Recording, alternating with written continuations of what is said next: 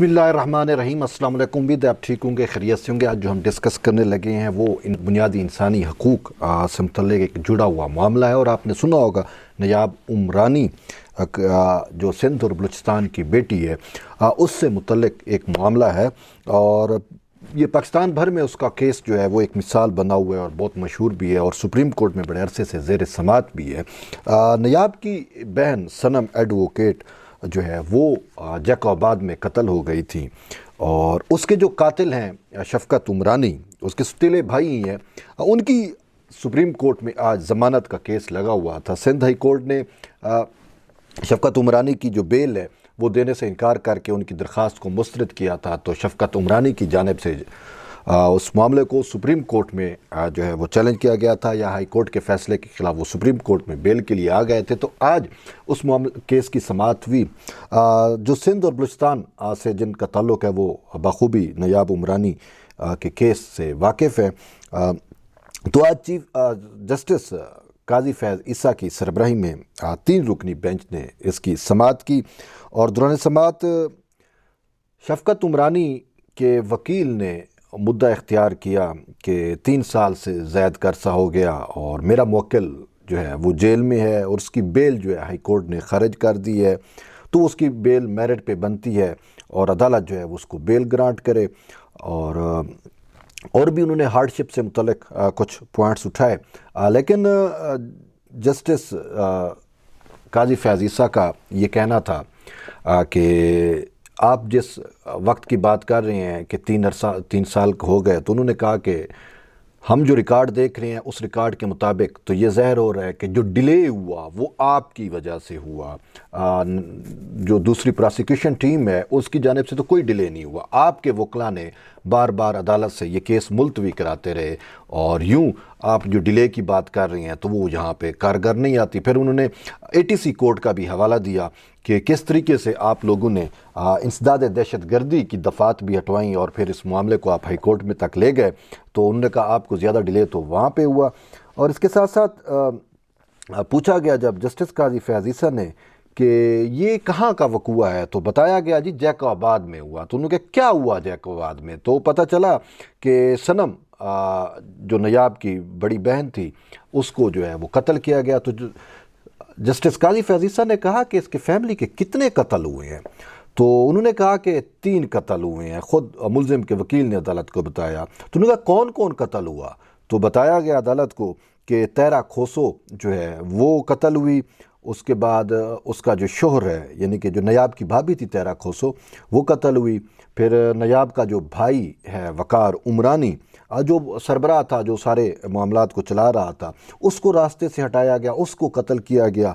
और फिर इसके बाद सनम जो अपने भाई का केस परसू कर रही थी उसको भी कत्ल कर दिया गया।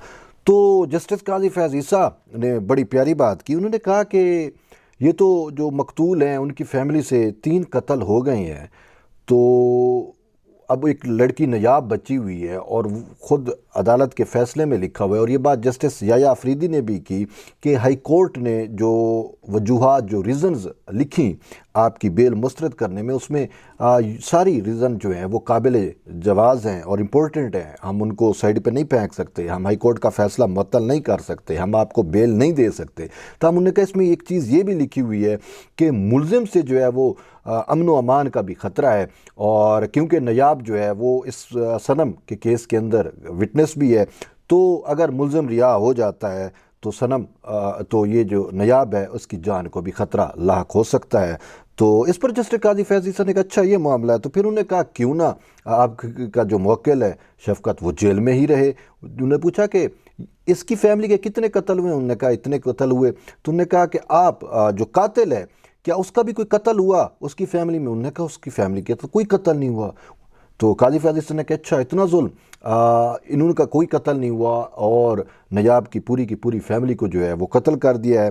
तो बेहतर तो फिर चीफ जस्टिस काजी फैज़ ईसा ने कहा बेहतर तो यही है कि फिर आपका जो मुवक्किल है शफकत उमरानी जेल में ही रहे। तो बाद में अदालत ने कहा कि हम यहाँ पे कुछ नहीं कर सकते क्योंकि मेरिट के ऊपर आपकी दरख्वास्त ज़मानत जो है वो उड़ाई गई है। सिंध हाई कोर्ट ने मेरिट के ऊपर फ़ैसला किया है और डिले भी उनकी जानिब से नहीं है। تو بتائیں ہم آپ کے لیے کیا کر سکتے ہیں۔ تو بہرحال یہ پھر ڈیسائیڈ کیا گیا، یعنی کہ عدالت نے یہ فیصلہ دیا کہ جو صنم ایڈوکیٹ کا کیس ہے قتل کا، ٹرائل چل رہا ہے اور شاید وہ منتقل بھی ہو گیا ہے ہائی کورٹ میں حیدرآباد میں لڑکانہ سے، تو کہا گیا کہ 6 ماہ میں اس کا ٹرائل کیا جائے، اور اگر 6 ماہ میں ٹرائل مکمل نہیں ہوتا تو اس کے بعد یہی ہے کہ پھر شفقت عمرانی کی جو ضمانت کی بیل یا ضمانت کی جو درخواست ہے وہ فریش درخواست یا اثر نو درخواست جو ہے وہ دائر کی جائے۔ تو یوں اس کی درخواست ضمانت کو مسترد کیا اور معاملے کو ڈسپوز آف کر دیا۔ تو یہ تو عدالت اور کیس سے جڑے ہوا کچھ چیزیں تھیں، لیکن میں آپ کو تھوڑا اس کا بیک گراؤنڈ اور حقیقت بھی یہی ہے کہ یہ سارے قتل کیوں ہوئے کہ نیاب کی بہن صنم قتل ہوئی، اس سے پہلے اس کا بھائی وقار قتل ہوا، اور اس سے پہلے اس کی جو بھابھی ہے تیرا کھوسو وہ قتل ہوئی، اور ایون کہ یہ بھی کہا جا رہا ہے کہ ان کی والدہ کو بھی قتل کیا تھا۔ یہ دراصل انہیریٹنس پراپرٹی کا معاملہ ہے، ڈسپیوٹ ہے جائیداد کا، اور ہوا یہ تھا کہ نیاب کے جو والد ہیں انہوں نے ایک شادی، ان کی 4 شادیاں تھیں، تو باقی جو اولاد ہے وہ اکٹھی ہو کے تو انہوں نے نیاب اور اس کی جو یعنی نیاب کی ماں سے جو بچے تھے ان کو جو ہے وہ ایک ایک کر کے راستے سے ہٹانا شروع کیا، کیونکہ ہزاروں ایکڑ اراضی کا معاملہ تھا جیکب آباد میں بھی، اور خود آپ چلے جائیں بلوچستان نصیر آباد جعفر آباد میں بھی۔ تو اسی وجہ سے پہلے تیرا کھوسو کو جو ہے وہ قتل کیا جاتا ہے، اور ایسا ڈرامہ کیا جاتا ہے اور ایسا کیس کا وقوع بتایا جاتا ہے کہ کاروکاری ہو گئی، اور اس میں فرید کا نام آتا ہے کہ تیرا کو اس نے قتل کیا، اور الزام جو ہے فرید ان کا بنوئی تھا، اور الزام جو ہے وہ وقار پہ آتا ہے۔ تو سپریم کورٹ میں آج کو نوٹس ہوتا ہے اور کہا جاتا ہے کہ وقار کو جو ہے اریسٹ کیا جائے۔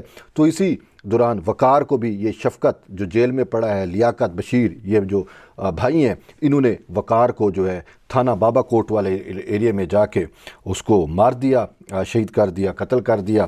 آج بھی اس کی جو وہ صرف گاڑی ہے وہ تھانہ بابا کوٹ یہ نصیر آباد میں جو ہے وہ وہاں پہ موجود ہے۔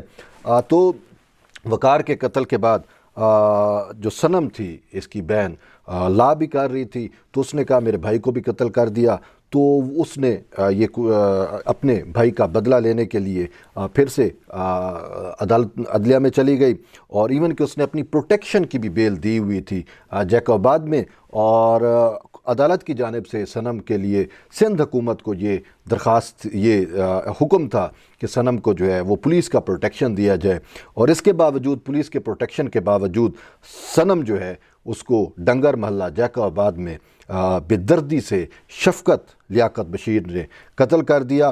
اور پھر اس کے بعد نیاب اکیلی بچی، تو اس کو بھی خطرہ تھا کیونکہ یہ وٹنس تھی، تو بہرحال وہ وہاں سے جان بچا کے تو اسلام آباد آ گئی، اور پھر یہاں پہ آ کے اس نے سپریم کورٹ میں کیس کیا، تو جس وجہ سے آج کو نوٹس ہوا، اور جس وجہ سے پھر شفقت جو ہے یہ بھی پکڑا گیا اور باقی ملزم بھی پکڑے گئے۔ تاہم یہ نیاب جا نہیں سکتی تھی، کیسز وہاں پرسو نہیں کر سکتی تھی، تو دوسرے ملزم تو چھوٹ گئے، لیکن شفقت جو ہے وہ ابھی تک جیل میں پڑا ہوا ہے، اور یہ وہی شفقت ہے جس کی بیوی نے جو ہے اب شفقت نے کیوں قتل کیا، وہ پراپرٹیز والے تو میٹر ہیں ہی ہیں، لیکن جو جیکب آباد کے لوگ ہیں وہ واضح طور کے اوپر جانتے ہیں کہ الحبیب ہوٹل جو ہے وہ الحبیب ہوٹل نیاب کی والدہ کے نام تھا، تو الحبیب ہوٹل کے ڈاکومنٹس جو ہے وہ 2 نمبری طریقے سے بنائے گئے ہیں، اور یہ ڈی سی جیکب آباد بھی سن لیں، ان کے پاس بھی یہ سارے چیزیں موجود ہیں، اور ہمارے پاس بھی شواہد موجود ہیں، وقت آنے پہ ہم اس کو ضرور وہ کریں گے۔ اب وہ شفقت کی جو بیوی ہے وہ مغیری ہے، سلمہ مغیری شاید اس کا نام ہے، اور مغیری آپ کو پتہ ہے کہ کس طریقے سے پاور میں ہے جیکب آباد میں اعجاز خان جکھرانی کی وجہ سے۔ تو بہرحال میں اس کو پولیٹیکل رنگ نہیں دینا چاہ رہا، تو مغیریوں کی جو ہے وہ بیٹی ہے، تو اس نے 2 نمبری سے اپنے نام وہ ہوٹل کرایا، اور باقی بھی پراپرٹیز جو ہیں وہ پتہ چل جاتا ہے کہ کس کے نام ہے، اور کل کو جب یہ چیزیں سامنے آئیں گی تو بھی پتہ چلے گا۔ تو یوں شفقت نے الحبیب ہوٹل پہ قبضہ کر کے وہ اپنی بیوی اور پھر شاید اپنی بیٹیوں کے نام کیا، یا پھر آگے جو بھی ہوئی، تو یوں یہ معاملات چلتے رہے۔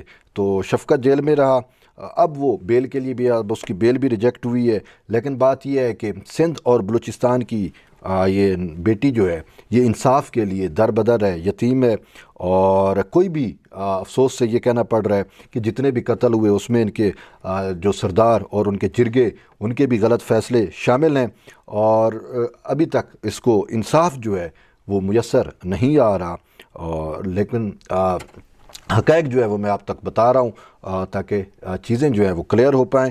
اس حوالے سے اب اس کی زمینیں ہیں، جو بھی چیزیں اس کو ملیں وہ بھی صحیح طور کے اوپر ابھی تک اس کو قبضہ نہیں دیا جا رہا، اور اس کے ستیلے بھائی جو ہیں وہ اس کو مارنے کے اوپر تلے ہوئے ہیں، اور کسی ٹائم بھی اس کو اللہ نہ کرے، اللہ اس کی زندگی سلامت رکھے، لیکن وہ ہر ممکن کوشش میں ہیں، کیونکہ شفقت نے جو قتل کیا، جو صنم کا قتل ہوا، اس کی وہ چشمدید گواہ ہے، اور اس کے ساتھ ساتھ اس کے بھائی وقار کا بھی قتل ہوا، تو یہ ساری چیزیں آپ کے سامنے ہیں۔